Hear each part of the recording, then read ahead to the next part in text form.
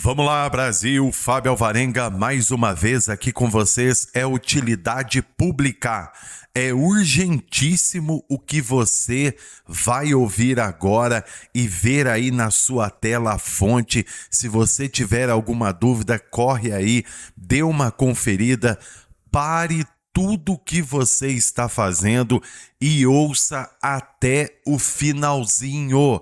Nós temos aqui revelações bombásticas, sim, vindas dos Estados Unidos agora. Olha só o título: urgente. General americano diz que CIA interferiu nas eleições brasileiras. Não sou eu quem estou falando aqui, é um general americano. E o pior, o que ele entregou para o Trump a respeito dessa denúncia que você vai ouvir na íntegra, prova de fato aquilo que nós estamos falando aqui há muito tempo no canal, direto no assunto. Eles não querem que a direita conservadora volte ao poder e eles vão usar todas as peças do tabuleiro, mas nós temos aqui um norte e através desse norte eu quero que você saiba a revelação verdadeira e eu já vou aqui soltar o que o general revelou. Mas por que tudo isso aconteceu? Vamos na fonte. Uma grave revelação surge. Segundo informações dos Estados Unidos e um ex-conselheiro de segurança nacional de Trump, ele afirma que a Agência Central de Inteligência dos Estados Unidos estaria, sim, profundamente integrada ao Departamento de Estado americano e teria usado, gente, recursos de contribuintes dos Estados Unidos para interferir na política interna do Brasil. E isso daqui, para vocês terem uma ideia, será um motivo agora da inversão. Quem está, meu irmão, investigando a CIA, que é o Departamento de Inteligência Secreto, é nada mais, nada menos do que a própria inteligência do alto comando militar americano. Escute só aí a bomba que vem dos Estados Unidos. Flynn, ex-conselheiro de Segurança Nacional de Donald Trump, afirma que a Agência Central de Inteligência dos Estados Unidos estaria profundamente entranhada no Departamento de Estado e teria usado recursos de contribuintes para interferir na política interna do Brasil. A fala, publicada na Rede X e ecoada por veículos e comentaristas, veio acompanhada de um alerta. A agência precisa ser contida. E o próprio Trump, segundo Flynn, não saberia que essa engrenagem teria atuado para derrubar o governo brasileiro. Em um país marcado por cicatrizes de interferências estrangeiras no século XX e por uma disputa intensa de narrativas no século XXI, a acusação caiu como chispa em pólvora seca. A afirmação de Flynn não surgiu no vazio.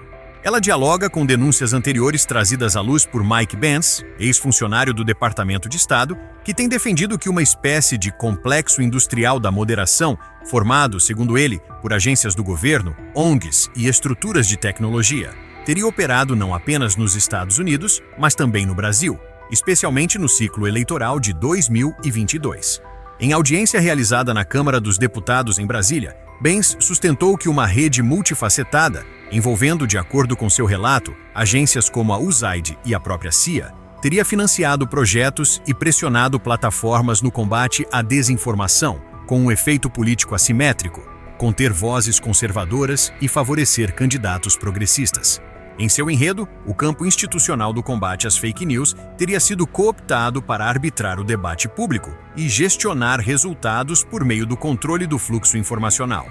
A ressonância desses argumentos com o sentimento de cerco vivido por parte da direita brasileira é evidente e ajuda a explicar por que a fala de Flynn foi recebida como confirmação de um diagnóstico já intuído por muitos. Mas jornalismo responsável exige rigor. O portal Revista Sociedade Militar registrou a postagem de Flynn. datada de 26 de outubro de 2025, reproduzindo a essência do alerta sobre a inserção profunda da CIA no Departamento de Estado e sobre o uso de dinheiro do contribuinte em operações externas ligadas ao Brasil. O texto contextualiza a trajetória de Flynn, ex-diretor da Agência de Inteligência de Defesa e primeiro conselheiro de Segurança Nacional da administração Trump, e assinala o que é fato verificável. A declaração pública existe, a advertência política foi feita e sua repercussão é mensurável. O que ainda não existe neste momento é a documentação oficial que comprove a alegação específica de operação encoberta no Brasil com verbas direcionadas a esse fim. Essa ausência não invalida a hipótese. Afinal, operações de inteligência são, por definição, desenhadas para não deixar trilhas, mas coloca a discussão no terreno das alegações robustas, não das comprovações incontestáveis. No Brasil, a fala de Benz ganhou palco institucional com sua oitiva em comissão da Câmara. Ele reiterou o desenho de uma arquitetura transnacional de moderação, apontando para cooperações e financiamentos que, segundo sua leitura, teriam influenciado o ecossistema informacional durante o pleito de 2022. Em paralelo, checagens independentes buscaram separar o que é afirmação do que é prova. O UOL Confere, por exemplo, examinou alegações conexas e concluiu que não há evidência documental que comprove interferência da USAID nas eleições brasileiras ou fraude associada a essa agência. Além disso, identificou exageros e associações indevidas em conteúdos virais que misturavam nomes como Mike Pence e fluxogramas não autenticados. Outras verificações, como as do Aos Fatos, contestaram números e relações causais apresentados por críticos, sublinhando a natureza pública de muitos documentos citados e negando a existência de planos secretos diretamente voltados a manipular o TSE ou censurar um candidato específico. Esse embate, denúncia política de um lado, ceticismo verificador de outro, não se resolve com slogans. E é aqui que uma leitura mais ampla ajuda. A história da região guarda precedentes que alimentam a desconfiança. A derrubada de Jacobo Arbenz na Guatemala na década de 50, a teia de apoio externo que marginalizou o governo Allende no Chile até o golpe de 73, a ingerência velada em outras transições latino-americanas ao longo da Guerra Fria. Ninguém que conheça esse legado ignora que a política externa e os serviços de inteligência dos Estados Unidos cultivaram por décadas a doutrina de moldar ambientes estratégicos. A diferença do presente está no método.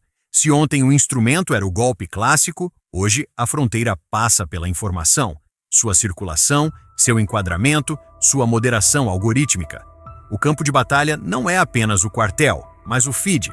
Sob essa lente, o que Flynn e Benz vocalizam é a suspeita de que um modelo de governança informacional teria sido exportado e acoplado a instituições e plataformas no Brasil sob o guarda-chuva do combate à desinformação. Projetos financiados por agências americanas para fortalecimento de mídia, checagem e literacia digital existem e são públicos. A questão substantiva é se, em algum ponto, a fronteira entre promoção da democracia e engenharia do debate político foi atravessada. Se o foi, não será um print isolado a demonstrar.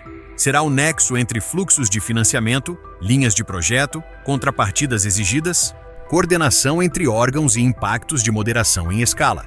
Tudo isso reconstruído com paciência forense. É um caminho de investigação que pede acesso a contratos, e-mails, relatórios técnicos e, onde couber, proteções a denunciantes. E é um caminho que, também por isso, raramente se resolve em uma semana. Ainda assim, há indícios que merecem lupa. É público que nos Estados Unidos, após 2016, consolidou-se uma intensa parceria entre agências governamentais, academia, ONGs e Big Techs para a saúde cívica digital. Diálogos regulares com plataformas, recomendações de derrubada de conteúdos e programas de election integrity foram institucionalizados. A alegação de Benz é que esse modelo teria sido replicado no Brasil de forma a afetar desproporcionalmente vozes conservadoras. Provar esse viés requererá algo mais sólido que percepção: registros de solicitações, critérios de moderação, listas de derrubada e o lado brasileiro dessa comunicação. Se uma engrenagem transnacional existe, ela deixa rascunhos, nem que seja no rodapé dos contratos. Do ponto de vista da direita brasileira, há uma experiência concreta que dá lastro à desconfiança. Decisões judiciais e administrativas que, na visão de muitos, excederam a contenção legítima de abusos e passaram a definir, no atacado, o escopo do discurso permitido. Somando a isso o histórico latino-americano, a equação se torna emocionalmente potente. É compreensível e democrático que se cobre transparência total sobre a relação entre agências estrangeiras, plataformas e órgãos de Estado no Brasil, e que se exija, de quem acusa, um passo além da indignação: documentação. Em termos estritamente jornalísticos, o quadro atual comporta 4 camadas. Primeiro, há declarações públicas de alto impacto. A de Flynn é a mais recente e a mais contundente, pelo peso simbólico do emissor. Segundo, há alegações de bastidores sobre financiamento e coordenação no campo da desinformação, com bens na linha de frente. Terceiro, há checagens de veículos tradicionais contestando conexões causais e números alardeados, apontando para o risco de extrapolação e para o uso impreciso de documentos públicos. Quarto, há um contexto histórico e geopolítico que torna plausível, embora não automaticamente verdadeira, a hipótese de ingerência indireta via governança informacional. E onde estão as revelações bombásticas que muitos esperam? Elas não residem em um papel secreto já encontrado, mas no que a fala de Flynn destrava. Quando um ex-chefe da Inteligência de Defesa dos Estados Unidos escreve, em alto e bom som, que a CIA está profundamente inserida no Departamento de Estado e que o dinheiro do contribuinte pode ter sido usado para interferir no Brasil, ele coloca uma obrigação pública sobre a mesa: que se investigue, que o Congresso americano demande esclarecimentos formais, que o Itamaraty questione via canais diplomáticos, que o TSE e o Ministério da Justiça tornem públicas de maneira proativa quaisquer interações, reuniões, ofícios, convênios com organismos ou intermediários financiados por Washington no campo da desinformação, especialmente nos meses críticos do calendário eleitoral. Transparência não é concessão, é blindagem institucional. Há, por fim, um recado que transcende trincheiras ideológicas. Se a governança do discurso público migrou dos parlamentos para painéis opacos de moderação e para convênios internacionais pouco debatidos, a democracia trocou a praça pela sala de servidores, e isso demanda novo tipo de controle social. A direita, hoje cética das engrenagens globais da integridade cívica, faz um chamado legítimo. Devolvam o debate ao sol, afastem o torpor tecnocrático, publiquem os termos de cooperação, detalhem o que foi pedido, por quem, com que base legal e qual o impacto mensurável sobre o alcance e a voz de correntes políticas no Brasil. E sim, investiguem o que Flynn disse. Até o fim, doa a quem doer. Enquanto essa apuração se desenrola, vale adotar um critério simples e, ao mesmo tempo, exigente: escrever números por extenso e fatos com provas. Mais do que uma metáfora editorial, é uma disciplina democrática. As posições políticas podem divergir. A regra do jogo, não. Se o que foi dito pelo general se confirmar, o Brasil terá diante de si um caso de ingerência de alta gravidade, reconfigurando relações bilaterais e protocolos de cooperação. Se não, será igualmente importante demonstrar, com a mesma energia, que a linha não foi cruzada. Em ambos os cenários, quem ganha é a sociedade brasileira, quando as engrenagens que a governam, sejam de Brasília ou de Washington, funcionam à luz do dia.